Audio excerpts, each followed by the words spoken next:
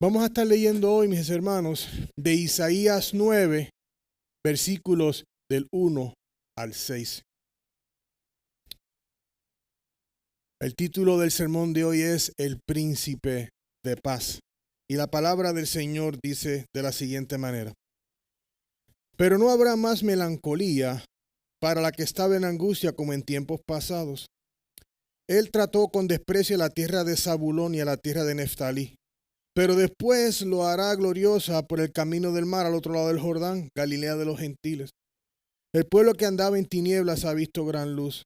A los que habitaban en tierra de sombra de muerte, la luz ha resplandecido sobre ellos.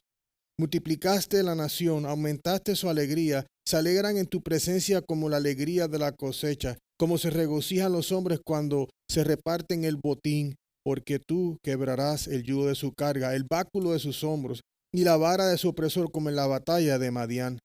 Porque toda bota que calce el guerrero en el fragor de la batalla y el manto revolcado en sangre serán para quemar combustible para el fuego. Porque un niño nos ha nacido, un hijo nos ha sido dado, y la soberanía reposará sobre sus hombros, y se le llamará su nombre admirable consejero, Dios poderoso, Padre eterno, príncipe de paz. Esta es la palabra del Señor, hermanos, se pueden sentar. Hermanos, basta con ver las noticias, leerlas o verlas y darse cuenta de que hay muchos conflictos y controversias alrededor del mundo. Guerras, rumores de guerras, genocidios, hambrunas, crisis climática, que muchos se preocupan por eso. Para los no cristianos, el mundo parece estar patas arriba, como que está implosionando a una velocidad increíble. Piensan que todo está mal. Lamentablemente el mundo está mirando a personas famosas para que resuelvan el problema del mundo. Buscan a todos estos artistas, los élites, los Elon Musk y los que sean del mundo para que puedan resolver el problema de la crisis mundial. Nuestra cultura actual está más enfocada en no ofender a los demás, que eligen torcer la verdad para acomodarse a los deseos de otros y no caminar en la verdad. Por ejemplo, nuestra cultura está muy centrada en el cambio climático y busca formas de arreglar algo que solamente Dios puede arreglar.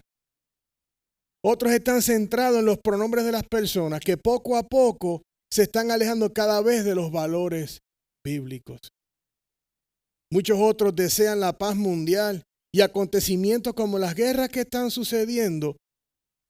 Es posiblemente que ese deseo de paz de su mente se desvanezca y hasta digan, ¿pero por qué Dios?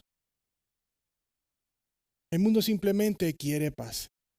Pero yo me pregunto, ¿qué clase de paz quiere el mundo? Porque el mundo quiere la paz que después que no le irrumpa la paz y lo que ellos tienen y su agenda, que afuera de mi casa pase lo que tenga que pasar. Pero es esa la paz que tenemos que buscar como iglesia, esa es la paz que tenemos que buscar como seguidores de Cristo. Hay números que deberían preocuparnos más y hacer que la paz y la tranquilidad y la comodidad se nos mueva. Hay 3.4 millones de personas no alcanzadas con el evangelio en todo el mundo, que nadie les ha dicho que Jesús existe. Y es nuestro trabajo dejar saber. Eso debería mover la paz de nosotros y llevarles el evangelio, porque si alguno de esos 3.4 millones perece hoy, no estarán con nuestro Señor porque nunca escucharon el evangelio y no tuvieron la oportunidad de responder a él. Hoy dedicaremos unos minutos en el libro de Isaías capítulo 9, como leímos del versículo 1 al 6. Se puede decir que este versículo es el versículo típico de predicar en tiempos de Adviento y de Navidad, porque es un excelente verso y lo es. Porque un niño nos ha nacido, un hijo nos ha sido dado y la soberanía reposará sobre sus hombros y se le llamará su nombre admirable consejero, Dios poderoso, Padre eterno, príncipe de paz. Este versículo es en realidad grandioso. Sin embargo, quiero estar compartiendo un poco de los antecedentes que pasaron, digamos, del versículo 1 al 5 que nos llevan al 6, pero eventos que en el pasado, en el libro de Reyes, en el libro de Crónicas, nos dejan saber qué es lo que estaba sucediendo en ese tiempo, para que las palabras que están en el versículo número 6 sean importantes y significativas, para que podamos entender por qué es que Isaías dice, admirable consejero, Dios poderoso. Las palabras tienen sentido, no están escritas en la Biblia porque fue un happen chance. Todo fue intencionado por nuestro Señor. Y al comprender la historia de estos versículos, entonces va a traer mejor sentido y entendimiento a lo que dice el versículo 6. Hermano, porque lo que vamos a estar viendo primeramente es el telón del pecado y el pueblo de Israel. Un reino dividido, el reino de Israel, el norte, y el reino de Judá. Thomas Watson dijo lo siguiente referente al pecado, porque hermanos, sabemos que Dios y el pecado son agua y aceite. Ellos no mezclan. Hay más maldad en una gota de pecado que en un mar de aflicción. En nuestro tiempo de hoy vamos a ver cómo el pueblo escogido de Dios tuvo la disciplina de Dios sobre ellos a causa de la desobediencia, la idolatría y el pecado. Pero también vamos a ver cómo Dios nos ha dado a un rey quien gobernará con justicia y poder, trayendo paz a un mundo quebrantado y en oscuridad. Entonces, el objetivo de hoy es tener entendimiento de que necesitas tener paz. Pero no la paz mundial que dicen en los concursos de Miss Universo, que quieren la paz del mundo. No es la paz que a mí no me pase nada y que lo que pase afuera no me importa. Pero es la paz que solamente Dios le puede dar al hombre por medio de la fe en Jesucristo. Por medio de ese trabajo perfecto que Jesucristo hizo en la cruz del Calvario. Vamos a comenzar hoy como primer punto. Vamos a ver cómo los primeros versículos nos hablan de la oscuridad a la luz. Hay un momento oscuro en el tiempo de Israel, pero también se habla de una luz. Vamos a ver esos antecedentes, por qué es que se habla de la oscuridad. Luego vamos a ver cómo solamente por medio de Jesús es que se puede quebrar el yugo de la esclavitud. Y como tercer punto vamos entonces a entender por qué en realidad nos podemos regocijar como cristianos que Jesucristo es el príncipe de paz y cómo Él es el regalo de gracia de parte de Dios. Amén. Entonces el periodo del que el profeta Isaías estaba hablando hace referencia a un tiempo muy oscuro en el pueblo de Israel. Cautiverio, persecución. Isaías 9:1 dice, pero no habrá más melancolía, y la palabra melancolía en el hebreo también se utiliza como oscuridad, para la que estaba en angustia como en tiempos pasados. El pueblo escogido de Dios, Israel, se encontraba bajo su disciplina por vivir una vida de pecado, idolatría y sacrificios impíos a dioses falsos. Las palabras oscuridad y tristeza en realidad describen bien no solamente el estado espiritual del pueblo y sus reyes, sino que también describe también la gran calamidad que atravesaba el pueblo de Dios debido a su desobediencia y rebelión hacia Él. Y si somos honestos, eso también nos puede describir a muchos de nosotros, que vivimos en rebelión en cierta manera. No estamos viviendo de acuerdo a lo que Dios quiere. Y yo quiero que hoy prestemos atención a cómo fue que el pecado trajo este peso y esta disciplina de parte de Dios a un pueblo que estaba haciendo lo que no le agradaba a Dios. Uno de los reyes en los cuales se habla aquí que estaba en el reino del sur es el rey Acaz, un rey que era malísimo, era sumamente evil, malvado.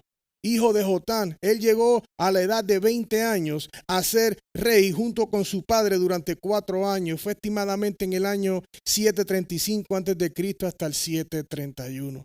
Luego de eso, él reinó él solito durante 16 años. Como le dije, él era un rey muy malvado. Él hizo cosas abominables y detestables que trajeron castigo no solamente a él como rey, pero al pueblo que él estaba liderando. Quiero que me acompañen a Segunda de Reyes 16 del 1 al 4. Y mire lo que dice aquí. En el año 17 de Peca, hijo de Remalías, comenzó a reinar Acaz, hijo de Jotam, rey de Judá. Acaz tenía 20 años cuando comenzó a reinar y reinó 16 años en Jerusalén. Pero no hizo lo recto ante los ojos del Señor su Dios, como su padre David había hecho. Anduvo en el camino de los reyes de Israel Y aún hizo pasar a su hijo por fuego conforme a las abominaciones de las naciones que el Señor había arrojado de delante de los israelitas. Y sacrificó y quemó incienso en lugares altos, en las colinas y debajo de todo árbol frondoso. Él siguió todos los malos ejemplos de los reyes que habían en Israel. Acaz no tenía a Dios por cuenta en nada. Él hacía lo que él deseaba hacer, a tal punto que él hizo un sacrificio de su hijo. ¿Quién haría algo así despiadado? Porque él estaba ofreciendo a su hijo a dioses falsos. Habla de lugares altos. Eso hace referencia a la idolatría que tenían. Ellos iban a lugares altos donde ellos tenían sus aceras y todo lo que hacían, y hacían todo tipo de idolatría en lugares altos. Era un hombre totalmente idólatra. Israel estaba siendo atacada y llevada al cautiverio por malos reyes, hombres despiadados que estaban trayendo todo este pecado a la nación. Estaba toda la mano de Dios sobre ellos, y la tierra de Siria eventualmente iba a acogerlos a ellos. En esa persecución y en todo este rollo, Acaz se asusta. Eso es como el niño más pequeño que hay pelea en la escuela, el más grande le va a dar y busca a los demás, oye, ayúdame.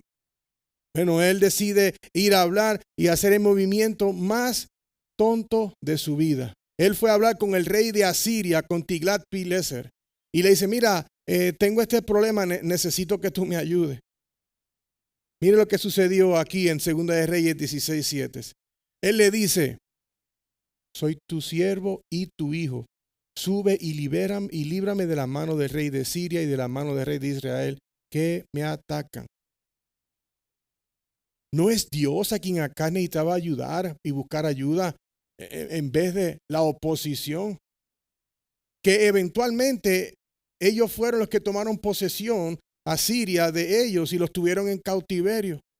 Todo este pueblo vivía tiempos oscuros de esta persecución, de esta captivity. Ellos estaban en ese estrés. Entonces Israel finalmente es conquistada por los asirios. Y lo vemos en 2 de Reyes 17:6. Dice, en el año 9 de Oseas, el rey de Asiria tomó Samaria y se llevó a Israel al desierto en Asiria, y la puso en Jalá y en Jabor, río de Gozán, y en las ciudades de los medos. Fueron finalmente conquistados por los asirios. Ya los tienen, ya ellos no tienen control de lo que ellos hacían. Hay oscuridad, es esclavitud, ellos están controlados por otros. Entonces, ¿por qué es que fueron enviados a cautiverio? Miremos esto, porque esto nos va a traer mucha luz lo que acabamos de leer, porque el pueblo que andaba en tinieblas dice que ha visto la luz, pero ¿por qué estaba en tinieblas? Aquí lo vamos a ver en 2 de Reyes 17 del 7 al 9. Esto sucedió porque los israelitas habían pecado contra el Señor su Dios, que los había sacado de la tierra de Egipto debajo la mano de Faraón, rey de Egipto, y habían reverenciado, ¿qué dice ahí? A otros dioses, y anduvieron en las costumbres de las naciones que el Señor había arrojado de delante de los israelitas, y en las costumbres de los reyes de Israel que ellos habían introducido. Los israelitas secretamente hicieron cosas, que dice ahí, que no eran rectas contra el Señor su Dios. Además, edificaron lugares altos en todas sus ciudades, desde las torres de atalaya hasta las ciudades fortificadas. Ellos estaban haciendo cosas que no le agradaban al Señor. La impiedad de los reyes y el pueblo, su idolatría, el pecado, enojaron a Dios de sobremanera. Disgustaron y enojaron a Dios. 2 de Reyes 17, 11 y 12 nos dice aún más cercano de por qué. Dice, quemaron incienso allí en todos los lugares altos como las naciones que el Señor se había llevado al desierto de delante de ellos, cuando los había separado. E hicieron cosas malas, haciendo que provocando al Señor, y sirvieron ídolos acerca de los cuales el Señor les había dicho, ustedes no harán esto. Estamos viendo lo que está pasando con el pueblo de Israel. Ellos estaban siendo completamente pecaminosos, no haciendo ningún tipo de caso a lo que la palabra del Señor dice. Y no es mejor que nosotros mirar aquí, detener por 30 segundos y decir, está mi vida, yo soy cristiano, está mi vida haciéndole caso a lo que dice la palabra de Dios? ¿Estoy viviendo de acuerdo a la palabra de Dios? ¿O estoy haciendo lo que a mí me place? ¿Estoy haciendo lo que la palabra del Señor me dice? No hagas. Mera desobediencia. Te dice no hagas y usted estuvo. No antes del matrimonio, de cabeza a la alberca. No hagas lo otro. Entonces, hermanos, si vamos a caminar con el Señor, tenemos que ser obedientes.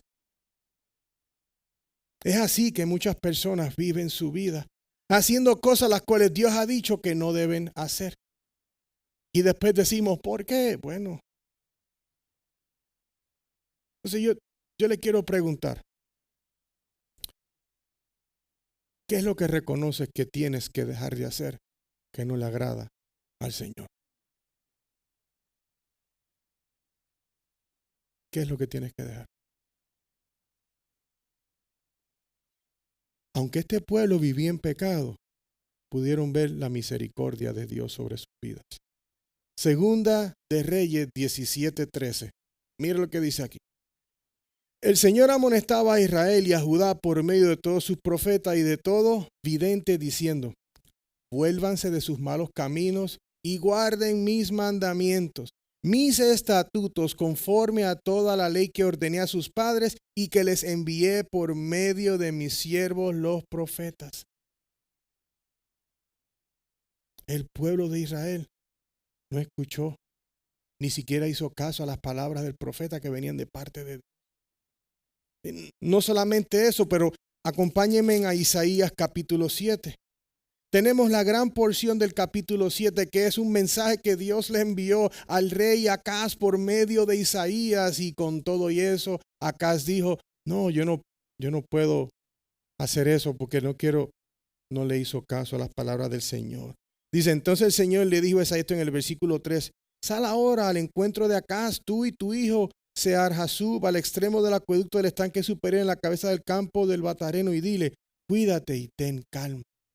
Y luego si vamos a nuestro versículo, que es el 14, 7:14, dice, por tanto el Señor mismo les dará esta señal, una virgen concebirá y dará a luz un hijo y le pondrá por nombre Emmanuel. En medio de su desobediencia, en medio de todo lo que está sucediendo, el Señor le envía a Acaz un mensaje por parte de Isaías, y con todo y eso él no le hace caso. ¿Cuántas veces le pasa lo mismo a todos? El Señor ha dicho algo en su palabra, lo lees, pero cuando cierras la Biblia, haces opuesto a lo que la palabra del Señor dice. El Señor es bueno, porque Él ha puesto todo en su palabra para que nadie camine en oscuridad. No hay más oscuridad para los que creen. Cuando caemos al versículo número 1 del capítulo 9, entonces hace más sentido, porque vemos que había este telón de fondo que era todo de idolatría, pecaminosidad, reyes que son malvados, el rey ofreciendo a su hijo también como sacrificio. Las cosas no estaban bien. Pero dice aquí, pero no habrá más melancolía o no habrá más oscuridad para la que estaba en angustia. ¿Quién estaba en angustia? La nación de Israel, el reino dividido. Como en los tiempos pasados, en el tiempo que estábamos hablando. Él trató con desprecio la tierra de Zabulón y la tierra de Neftalí. La tierra de Zabulón y Neftalí estaban en la parte norte, y esas dos fueron las primeras que Siria invadió, y ellos estuvieron parte con los sirios, que fueron los que los llevaron a cautiverio. Pero después la hará gloriosa. Ven aquí el contraste, como no habrá más melancolía, no habrá más oscuridad. Habla de la oscuridad del pecado, pero dice que después la hará gloriosa. De la oscuridad a la luz. Hay una oscuridad que el pecado trae. Hay una oscuridad y una consecuencia que estar en ese cautiverio del pecado, por decirlo así, trae a la vida de las personas. Pero Dios la ha hecho gloriosa, y es en Cristo Jesús. Este versículo, para leerlo en contexto y entenderlo, hay que entender que en la Biblia hebrea, el versículo 9:1 en realidad es 8:23. Es, por decir, el último versículo del capítulo 8. Entonces leería de la siguiente manera. Voy a leer primero el 8:22 y después el 9:1. Después mirarán hacia la tierra y verán tribulación y tinieblas, los sombríos de la angustia, y serán lanzados a la oscuridad. Este es el remanente de personas, los cuales no creían, los cuales estaban endurecidos, los cuales andaban en pecado y en idolatría. Y luego dice, pero no habrá más melancolía para la que estaba en angustia como en tiempos pasados. Él trató con desprecio la tierra de Zabulón y la tierra de Neftalí, pero después la hará gloriosa por el camino del mar, al otro lado del Jordán. Cuando leemos esto, hermano, estamos leyendo un cumplimiento de profecía. Dice, pero después la hará gloriosa por el camino del mar, al otro lado del Jordán. Nuestro Señor Jesús, cuando comenzó su ministerio, Él habló de estas palabras y hizo cumplimiento a esta profecía. Mire lo que dice aquí Mateo 4, del 15 al 17, para que lo puedan entender mejor. Dice Jesús, tierra de Zabulón y tierra de Neftalí, camino del mar, al otro lado del Jordán, Galilea de los gentiles. El pueblo asentado en tinieblas vio una gran luz. ¿Quién era la gran luz, hermanos? Jesús. Y a los que vivían en región y sombra de muerte, una luz les resplandeció. Desde entonces Jesús comenzó a predicar, arrepiéntanse porque el reino de los cielos se ha acercado. Aquí vemos el cumplimiento de esa profecía que el profeta Isaías decía en el capítulo 9 que leímos. Jesús la cumplió. Jesús es la luz de la que se habla aquí. Aquellos que vivían en oscuridad van a llegar a la luz de Cristo, porque esto está escrito como si hubiese sucedido el versículo 9 de Isaías, pero en realidad está hablando del futuro. En las tinieblas del pecado, la idolatría y el cautiverio que estaban ensombreando a Israel, Isaías dice que no habrá más tiniebla para aquella que estaba en angustia, aquella que estaba opresionada por la persecución, por estar en cautiverio. Sabemos la historia de cómo el pueblo de Dios cuando estaba en Egipto estaban opresionadas. ¿Por qué fue que Moisés brincó de su carne? Porque vio el abuso que estaban cometiendo. Los abusos tiene que haber sido algo muy fuerte, están en ese cautiverio. La gente vivía en una oscuridad. Piensa en las pequeñas tribulaciones que podemos pasar nosotros y pensamos que todo está sombrío. Imagínense en donde no tienes control ni poder de nada de lo que tú puedas hacer porque estás prisionero. Entonces aquí dice que aunque había oscuridad y tristeza debido al cautiverio, dice en los últimos días, y nosotros tenemos la bendición, por eso es que cantamos, venid y adoremos. Porque nos ha nacido un niño.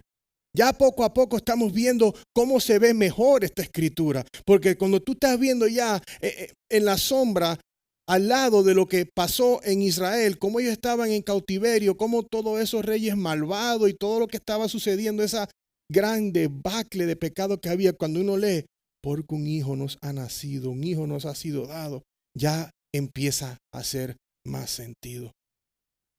El versículo dice, el pueblo que andaba en tinieblas ha visto gran luz. Hermano, todos los que caminamos con Cristo hemos venido de la oscuridad a la luz. A los que habitaban en la tierra de sombra de muerte, la luz ha resplandecido sobre ellos. Es buena idea tener luz. Anoche estoy en mi casa y mi esposa me dice, se fue la luz. Yo no. Estar sin luz no es conveniente, especialmente si está de noche. Especialmente si tienes algún tipo de maquinaria que necesitas para dormir o tanque de oxígeno, lo que tenga. La luz es bien necesaria. Sin luz no hay nada. Y la luz física que podamos ver es bonito. Aquí oscuro estaría difícil la cosa. Hablar de tener luces es una muy buena noticia. Este pueblo pecaminoso, el cual en algún momento andaba en esa oscuridad, había un remanente de ellos que caminaba en la luz. Había un remanente que creía en esas promesas, que creía y puso su fe en ellos. Ellos no tienen el Nuevo Testamento como nosotros. Ellos están contemplando y creyendo en lo que se les está diciendo. Israel estaba bajo mano dura del Señor por vivir vidas de pecado. Sin embargo, ahora hay una promesa de que Dios enviará a un hijo. Que los que estaban en oscuridad no tienen que estar más en oscuridad, que va a haber una luz. En realidad no debería haber oscuridad para aquellos que andan en Cristo Jesús, porque podemos tener situaciones y las vamos a tener. Podemos tener momentos difíciles, pero cuando la luz de Cristo es la que nos guía, nada de lo que está en el mundo que es sombrío debería afectar nuestro caminar, porque nosotros hemos conocido al príncipe de paz. La oscuridad más profunda de Israel no era el cautiverio en el que ellos se encontraban, sino el pecado y la idolatría que tenían en sus vidas. Eso era más fuerte y más pesado que lo que ellos estaban pasando en ese momento. Recordamos las palabras de Jesús en Juan 8:12. Jesús les habló otra vez diciendo, Jesús dijo, yo soy la luz del mundo. El que me sigue, ¿qué dice ahí? No andará en qué, en tinieblas, sino que tendrá la luz de qué. Y primero habla de la sombra de muerte, pero en Jesucristo está que la luz de vida. Mi pregunta para ustedes son las siguientes. ¿Estás viviendo en la oscuridad del pecado? Todos saben cuando están pecando o no. Entendemos el bien y el mal. Eso fue parte de lo que sucedió con el fruto del conocimiento del bien y el mal. ¿Está tu vida igual que la del malvado rey ese que hacía cosas locas en lo que sea que está influenciada? Dios es nuestra luz porque Él guía a su pueblo. Isaías 42:16. Mire lo que dice. Conduciré a los ciegos por un camino que no conocen. Por sendas que no conocen los guiaré. Cambiaré delante de ellos las tinieblas en luz y lo escalabroso en llanura. Estas cosas haré y no las dejaré sin hacer. Sabemos que hay un telón sombrío de todo el pecado y todo lo que estaba sucediendo y podemos entender muerte y todo lo que pasó con ese tipo de situación. Sabemos que el pecado trae la sombra y la oscuridad, pero hay una verdad que es que en Cristo hay luz. Dios es luz, dice Primera de Juan, y en Él no hay tinieblas algunas. Ahora vamos a ver al segundo punto. ¿Cómo es que se rompe el yugo de la esclavitud? Porque ya sabemos que había una oscuridad, hay una luz, pero entonces ¿cómo ese yugo se rompe? Porque es que hace alusión al rompimiento de un yugo. Y dicen así versículos del 3 al 5 en Isaías 9. Multiplicaste la nación, aumentaste su alegría. Se alegran en tu presencia como la alegría de la cosecha, como se regocijan los hombres cuando se reparten el botín. Escuchen versículo 4, porque tú quebrarás el yugo de su carga, el báculo de sus hombros y la vara de su opresor como en la batalla de Madian. Porque toda bota que calce el guerrero en el fragor de la batalla y el manto revolcado en sangre serán para quemar combustible para fuego. Toda persona en este mundo, ustedes y yo, pecamos. Habíamos hablado de eso, todo el mundo. Hay pecados que muchos seres humanos lamentablemente no pueden dejarlos ir porque les gusta. Y se sienten cómodos con ellos. Pero una persona que camina en la luz de Cristo no vive motivado por el pecado. Hablamos que la realidad es que el pecado separa a toda persona de Dios. Hay pecados que nos hacen sentir más alejados de Él, pero no importa cuán sencillo o cuán grande, todo pecado nos aleja de Dios. Ningún ser humano puede quebrar el pecado y esa costumbre solo. Hay cosas que hacemos, hay gente que han dejado de comer ciertas cosas en exceso, tomar, consumir, porque han escuchado ese precioso evangelio. Dios les ha abierto el corazón y la mente, ha regenerado su vida y aquello que los ataba, que era su yugo, ya no más. ¿Por qué? Porque son nuevas criaturas ahora, caminan. La fe, mis estimados, es un ingrediente importante en la vida cristiana. La fe es el engranaje principal que impulsa al creyente y a la iglesia. La Biblia nos recuerda que sin fe es imposible agradar a Dios. La Biblia también nos dice que por fe es que podemos encontrar la salvación en Cristo Jesús. Y en verdad, en ese pensamiento es que quiero que continuemos viendo esto con los ojos de la fe. Porque para el hombre natural estas cosas no son entendibles. pero por fe sí las comprendemos. Aquí dice, has multiplicado naciones. Dice, multiplicaste la nación, aumentaste su alegría. Aquí está hablando de la profecía que él hizo con Abraham, cuando le dijo que él iba a tener gran herencia, tan numerosa como las estrellas. Lo vemos en Génesis 22:17. De cierto te bendeciré grandemente y multiplicaré en gran manera tu descendencia como las estrellas del cielo y como la arena en la orilla del mar. Tú y tu descendencia poseerá la puerta de sus enemigos. Hay un cumplimiento de una promesa. Hermano, y cuando vemos cumplimientos de promesa, cuando vemos oraciones contestadas, eso aumenta la fe, eso fortifica lo que creemos, porque te da a entender de que tú puedes continuar creyendo en Dios. Si tú eres hijo de Dios, sabes que puedes tener paz, no importa la turbulencia, porque Él te trae paz, quizás no a tu exterior, pero la paz que Dios trae por medio de Cristo es una paz interior, una paz que sobrepasa todo entendimiento. Hermanos, Dios hará su voluntad siempre. Y todo lo que Él dijo que va a hacer, Él lo va a hacer. Proverbios 19:21 dice, muchos son los planes en el corazón del hombre, mas el consejo del Señor permanecerá. El advenimiento de Jesús cumple la promesa del Salvador que vino a rescatar a los cautivos de su pecado. Aquellos que Dios desde el principio de la creación ya Él dijo, voy a llamar a él, a ella, a él, a ella. Pero como nosotros no sabemos, le predicamos el evangelio hasta las moscas.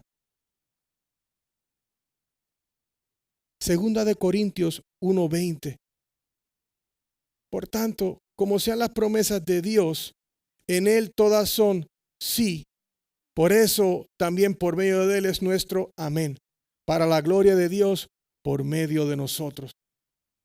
Entonces vemos que este pueblo estaba en oscuridad. Hay una luz que está hablando, que vemos que es la luz de Cristo, porque lo vemos en alusión acá a lo que es 9:6 y también lo vemos en 7:14. Isaías 7:14, van a ser un hijo. Esa es la luz del mundo. Sabemos que es Cristo. Hay buenas noticias. Si tú estás en una isla desierta y te dicen, mira, el día tal, después de 3 lunas llenas y 2 puestas de sol, viene un barco que te viene a buscar y ahí te va. Tú vas a estar esperando. Porque sabes que tu esperanza está en el barco que está por venir. Y ellos estaban en la esperanza de la promesa que el profeta Isaías dijo, porque van a ser un niño de una virgen. Y esa es la promesa que nosotros nos paramos hoy.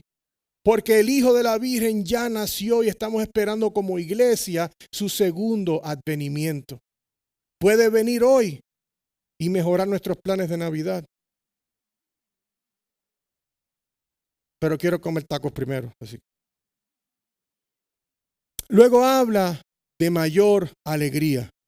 Porque dice, aumentaste su alegría.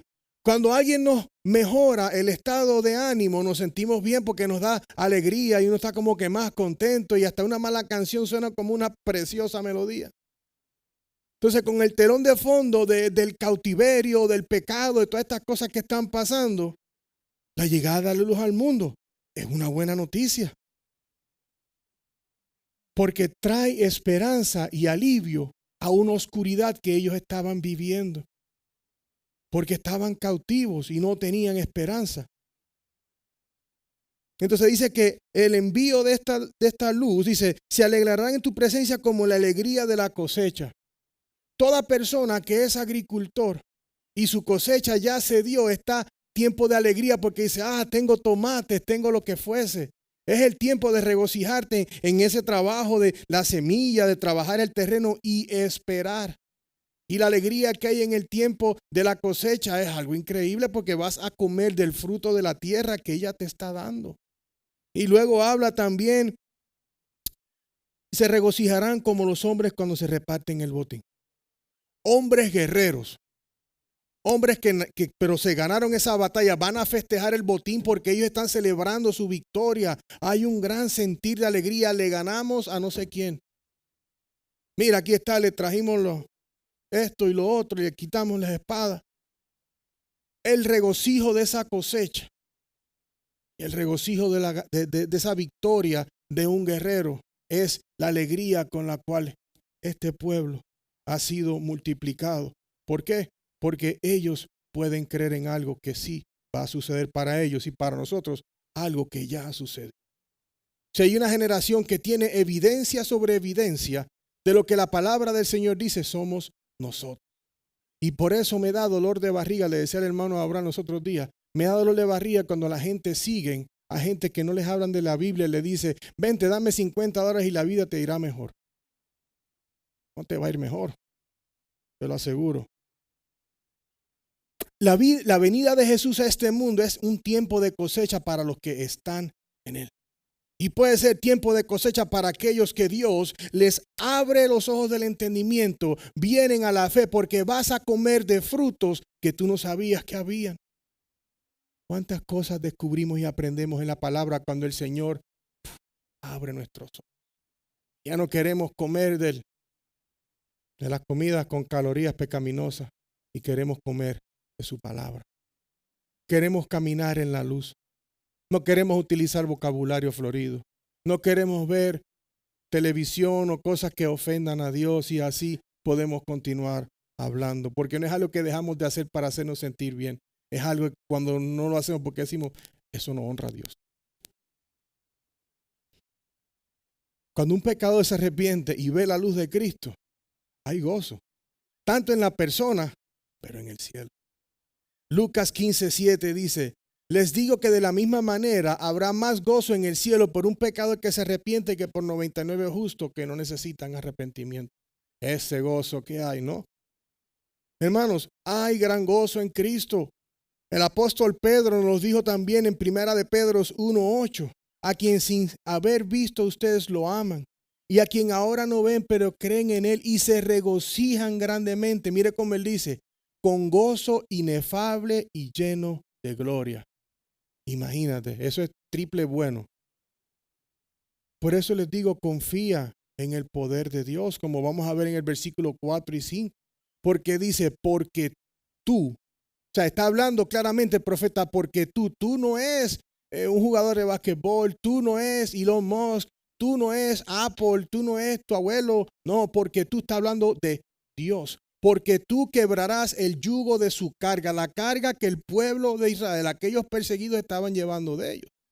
Y en nosotros eso se transfiere al pecado. La carga del pecado, Él la quebrará por medio de Cristo y por medio de la fe se puede recibir. Luego dice el báculo de sus hombros y la vara de su opresor como en la batalla de Madián. Porque toda bota que calce el guerrero en el fragor de la batalla y el manto revolcado en sangre será para quemar combustible para fuego. La nación de Israel estaba en medio de las tinieblas del cautiverio. Imagínense en ese poco de reguero. Todo esto como consecuencia de la disciplina de Dios sobre un pueblo que Él escogió y estaban desobedientes a Él. Hay 4 palabras que quiero que veamos aquí brevemente. Yugo, callado, vara y opresor. Sabemos que un yugo es esa barra de madera que le ponen a los 2 bueyes para poder hacer el trabajo y cargar. Y sin esa varita no pueden, pero eso es un peso. Y cuando habla de eso, habla también de pecado, habla de estar en cautiverio. O sea, cuando habla del yugo, es que este grupo estaban como 2 bueyes con un yugo que no pueden hacer más nada porque están así. Estaban en ese tipo de situación. Luego vemos el cayado, el bastón, y se habla que esto se utilizaba para golpear a los esclavos por acá. Hey, dale, trabaja, muévete, dale. Ellos estaban en un cautiverio donde estaban en esta oscuridad y estaban teniendo que trabajar forzosamente. Ellos tenían que cargar su propia carga. Muchos seres humanos están cargando su propia carga del pecado día tras día, tras día, tras día. Y yo siempre oro, Señor, que esta semana sea el día que tú le abres los ojos a una persona nueva para que dé su vida a Cristo. Mateo 11, del 28 al 30, dice así, hermanos.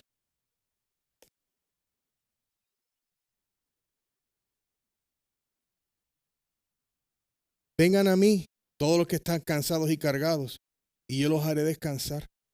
Jesús les dijo, tomen mi yugo sobre ustedes y aprendan de mí que yo soy manso y humilde de corazón y hallarán descanso. ¿Para dónde? Para sus almas. Porque mi yugo es fácil. Tener ayuda. Solamente en Cristo consigues la paz. En la oscuridad de tu pecado necesitas ser cargado y ese cargo fue en la cruz. El Cordero inmolado llevó la carga de tu pecado en la cruz.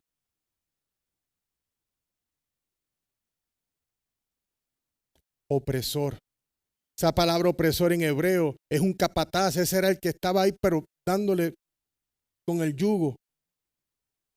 Y no poder hacer la trampa. Dame acá que te voy a enseñar cómo se usa esa vara. No podían. Estaban bajo el yugo. Tenían que seguir trabajando forzosamente y en abuso. Ese yugo del pecado es el que tiene en esclavitud a mucha gente. Dios ha enviado a Jesús para hacer la propiciación por los pecados de aquello a que Dios ha llamado soberanamente desde la eternidad para que crean en el Hijo de Él, para ser llamados de las tinieblas a la luz. Entonces aquí vemos luego que dice, y la vara de su opresor como en la batalla de Madián. Algo muy significativo para lo que estamos hablando, porque los madianitas tenían al pueblo de Israel también en captividad. Los madianitas los tenían bajo la opresión, en esclavitud. Soberanamente, Dios escogió a Gedeón. Él dijo, va a ser él el líder que va a librar a mi pueblo de los madianitas. Él tenía 32,000 cuates al lado. Vamos a darle. Y dice, no. Como dirían en Puerto Rico, ese corillo está muy grande, vamos a bajarlo. Está muy grande. De 32,000 les dijo, te voy a dar nomás 300. ¿Por qué? Porque la gloria no era para Gedeón ni para el ejército. La gloria se la lleva Dios. Cuando vemos todo lo que estaba pasando en el pueblo de Israel, la opresión era ya un reino dividido, empezamos por ahí. El norte, el sur, estaba como el East Coast y el West Coast, aquí y allá. Estaban siendo poco a poco, Zabulón, Naftalí ya estaban siendo taken over. Pero hermanos, ellos eran muchos. De 32,000 le dice 300. Y mira cuántos todavía ellos tienen que enfrentar. Jueces 7:12. Los madianitas, los amalecitas y todos los hijos de Oriente estaban recostados en el valle, numerosos como langostas. Y sus camellos eran innumerables, tan numerosos como la arena a la orilla del mar. A los ojos del hombre tú ves eso y en Puerto Rico decían, nos van a dar una pela. Nos van a dar duro. Así que empieza a dar y corre porque esto va para largo. Pero en ese momento, ¿qué hizo él? Él tuvo que confiar en Dios.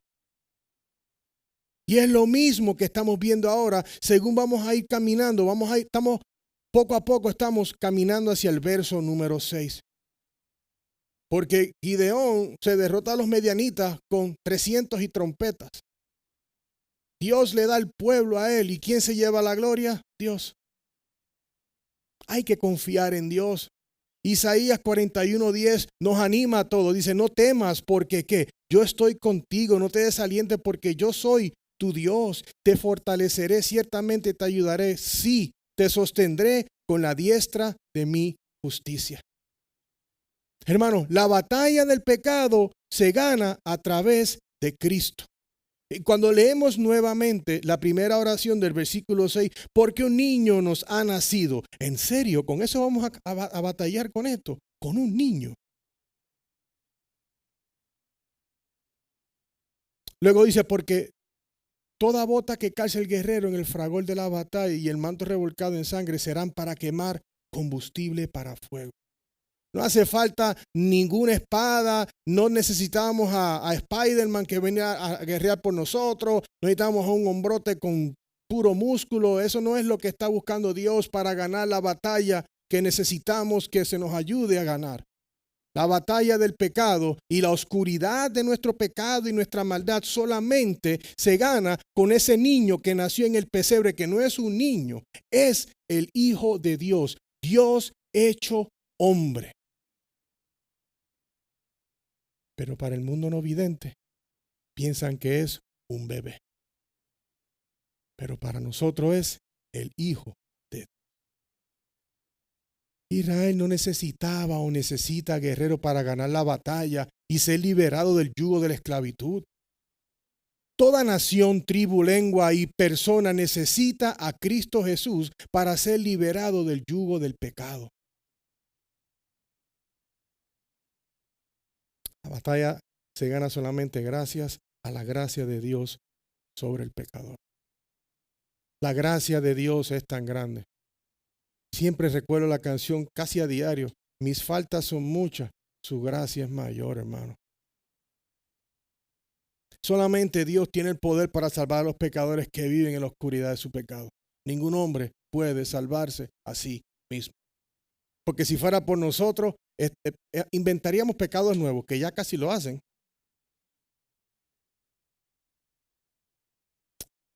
El Evangelio es la solución para el problema climático. El Evangelio es la solución para el problema de la guerra.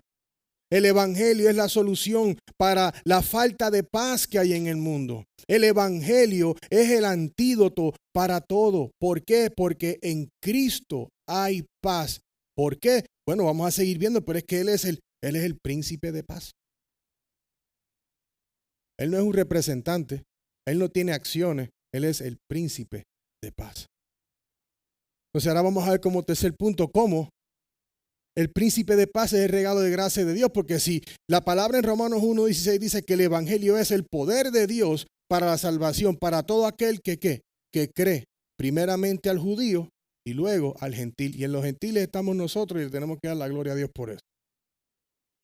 Dice, porque un niño nos ha nacido, un hijo nos ha sido dado y la soberanía reposará sobre sus hombros y se llamará su nombre admirable consejero, Dios poderoso, Padre eterno, príncipe de paz. Hermanos, ¿cómo les parece el verso ahora que venimos desde Segunda de Reyes, guerreando con el pecado, el cautiverio, la idolatría, dar todos estos sacrificios a falsos dioses, estar llevando a idolatría y falsas cosas a lugares altos, para ver que la nación no quiere las palabras del Señor, porque Isaías le habló a Acaz y él dijo, yo no necesito eso. Entonces, este remanente, los que creen, cuando leen esto, dice, porque un niño nos ha sido dado. Hermano, nadie podría haber anticipado, por ejemplo, que Gideón iba a obtener la victoria con 300 personas al ojo humano. Dios planificó llevarse la gloria, Él sabía lo que iba a pasar, por eso es que el plan de Dios es perfecto. Dios se llevó la gloria a través de pocos hombres que eran en contra de muchos, que eran tantos que los camellos eran más que la arena en el mar. Es por eso, hermano, que no debemos de tenerle miedo a ningún imposible. Si usted está en Cristo, si es la voluntad de Dios, no tiene nada que temer. Pero tenemos que someternos a la voluntad de Dios. Si uno no se somete a la voluntad de Dios, no hay obediencia en el corazón de nadie. Pues esperamos que Dios toque su vida. Aquellos que estarían cautivos, usted se imagina cuando escuchan esto y lo leen. Dice, ¿cómo puede ser esto un niño la solución a la oscuridad del cautiverio? Un niño. ¿En serio un niño? Y hay que recordamos que Jesús no vino a pelear como un guerrero. Jesús vino a pelear la batalla del ámbito espiritual. Jesús dijo en Juan 18:36, mi reino no es de este mundo. Si mi reino fuera de este mundo, entonces mis servidores pelearían para que yo no fuera entregado a los judíos. Pero ahora mi reino no es de aquí. Luego vemos que dice que el gobierno descansará en sus hombros. La palabra hebrea para gobierno es reinar, o sea que el reinado descansará sobre sus hombros. Había una práctica que cuando ponían la llave de un reino en el hombro de un rey era símbolo de autoridad. Y aquí lo vemos ese ejemplo en Isaías 22:22. Entonces pondré la llave de la casa de David sobre su hombro. Cuando él abra, nadie cerrará, y cuando él cierre, nadie abrirá. Hermano, Israel tuvo reyes fallidos y reyes malvados durante muchos años. Quiero recordarles a todo el rey Acaz, este rey malo. Hermanos, cuando vemos el contraste entre este rey malo, que Dios tenía la mano en contra de él, porque había pecado en contra de él. Cuando usted mira el versículo 6, porque un niño nos ha nacido y nos ha dado y la soberanía reposará sobre, y llamará su nombre admirable, consejero, Dios poderoso, Padre eterno, príncipe de paz. Teníamos reyes fallidos y malvados, pero él no está dando un príncipe de paz, un niño, la promesa de su hijo, Dios hecho carne, que fue sobrenaturalmente concebido por medio de su Espíritu Santo dentro de una virgen para nacer de ella y él poder ser el sacrificio para todo aquel que pone su fe. Dice admirable consejero. Bueno, cuando miramos los otros, el rey Acaz fue a donde los de Asiria para pedirle consejo y después Asiria se los llevó. Eso es como pedirle al ratón que te vele el queso. No hace sentido, ¿verdad? Tú no dices, ratón, velame el queso que vengo ya mismo. Cuando tú vengas el queso no está. Él fue al lugar equivocado. Pero estamos hablando de Jesucristo. Él es un consejero admirable. Ese niño que va a nacer es un consejero que va a darte buen consejo. Uno que es sobrenaturalmente sabio, que sabe todo de todo, que de su boca no saldrá nada malo. Y es por eso que nosotros en el telón de fondo del pecado que había, sabemos que ese telón de fondo de Israel somos nosotros pecadores, oscuros, idólatras. Hemos hecho todo lo que enfada a Dios, pero Dios en su gracia divina y misericordia ha provisto a su Hijo un admirable consejero para que todo el que anda en él pueda tener consejo sabio de parte de él. Dios poderoso. Lo mismo cuando vemos esos reyes. Ponemos a Acaz y vemos a Cristo. Él es un Dios poderoso. Él es fuerte. Él es el Hijo de Dios. Él no es una pequeña deidad. Él es Dios. Por eso cuando dicen, ay Diosito, no. Dios, Jesús, Cristo. Dios, Jesús es 100% Dios, 100% hombre. Más que nada, Él es el hombre 200. Jesús es Dios. Juan 10:30 dice, yo y el Padre somos uno. Juan 1:2 dice, 1 del 1 al 2 dice, en el principio ya existía el verbo y el verbo estaba con Dios y el verbo era Dios. Él estaba en el principio con Dios. Ellos son uno. Luego habla de que Él es el Padre eterno. Sabemos que terrenalmente no todos los papás han sido buenos y lamento eso. Yo mismo no he sido buen papá en algunos momentos de mi vida, pero Dios continúa enseñándonos. Pero en Jesucristo, Él es un padre, es alguien que se preocupa, que quiere proteger, que quiere ayudar y llevar de la mano. Y Jesús es el Padre eterno porque es el protector de aquellos que por la fe acuden a Él buscando el perdón y la remisión de los pecados. Y Él será su Padre por toda su eternidad. Uno de ustedes no tienen papá y estás en Cristo. Él es tu Padre eterno. Y luego estamos ahora en el príncipe de paz. Hablamos que están todas estas cosas en el mundo. Que el mundo en general anda perdido y anda casi cayéndosele las canas y te están volviendo locos y todos los reyes que han existido no han traído paz. Pero Jesús ha venido para traer paz. La palabra paz en hebreo es shalom y se usa a menudo en referencia a una apariencia de calma y tranquilidad de individuos o grupos. La palabra griega es airene y significa unidos en un todo. En este contexto podemos decir que la palabra paz describe la mejor unidad y armonía entre los hombres y Dios. Porque el pecado nos ha separado de Dios y no hay paz entre el hombre y Dios. Y el único que puede traer paz entre usted y Dios se llama Jesucristo. Y es solamente por medio de la fe en Él y lo que Él ha hecho. La paz se encuentra únicamente en Cristo. Juan 16:33 dice: estas cosas les he hablado para que en mí tengan paz. En el mundo tienen tribulación, pero confíen. Dice Cristo: yo he vencido al mundo. Hoy hemos podido ver cómo el pecado, la idolatría y la desobediencia trajeron al pueblo de Israel a la ira de Dios. Él estaba molesto por su pecado.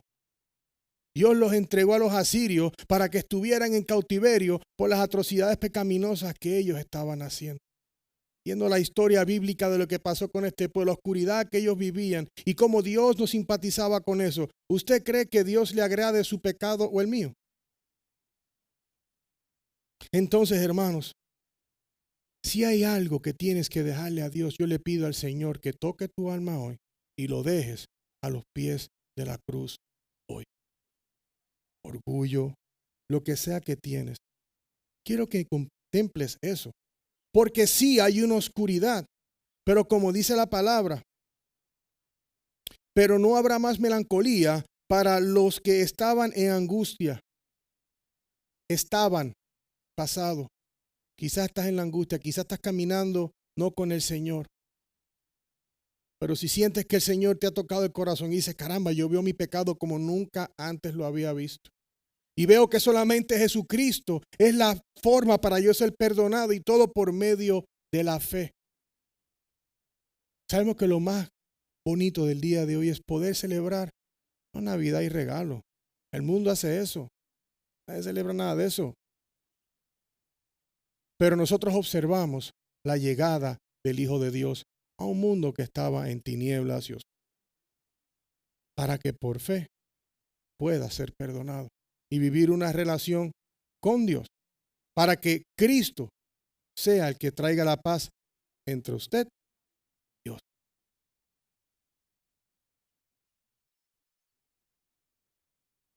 Mi pregunta es esta para el día de hoy. Aquí hay algunos que caminan con el Señor y otros que no. Yo le decía a alguien hoy, no sabemos el día exacto del nacimiento del Señor, hay un debate y eso podemos hablar luego qué día fue. Pero estoy hablando de que hoy estamos contemplando la llegada del Señor Jesús y es el día que en muchas iglesias hay menos personas. No entiendo. Hay que orar. Porque si en realidad la gente camina en la luz, no estarían en la iglesia. Dios ha abierto un camino glorioso a través de la fe en Jesús para que aquellos que se arrepientan y crean puedan recibir el perdón de sus pecados. Hermanos, regocijémonos, si estás en Cristo, que el príncipe de paz nació, murió, resucitó al tercer día, como dicen las Escrituras, y que Dios abrió tus ojos y tu alma para arrepentirte de tus pecados y poder confiar tu vida a Jesucristo de Nazaret. Vamos a orar juntos, hermanos.